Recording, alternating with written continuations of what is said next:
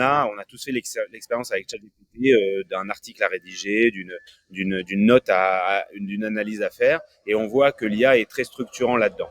Nous, on a sandboxé l'IA pour qu'il évolue dans un métier contextualisation de dans un métier contextualisé de la construction du processus. Donc en fait, en décrivant son processus, en disant comment la boîte fonctionne, en téléchargeant des organigrammes ou un processus ancien, l'IA va pouvoir être un challenger dans la construction du processus. Donc ça, c'est le premier point d'entrée.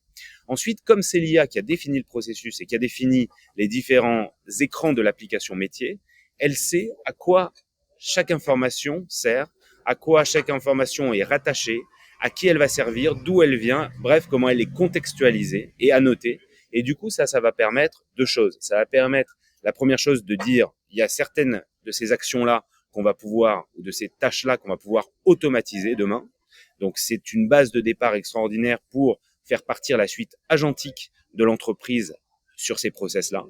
Et deuxièmement, vu que l'IA a compris, encore une fois, la data et qu'elle est contextualisée et annotée, eh bien, on va pouvoir faire parler l'IA sur du BI, en langage naturel, sur du dashboarding et du reporting lié au processus métier de façon beaucoup plus fluide que même un data lake.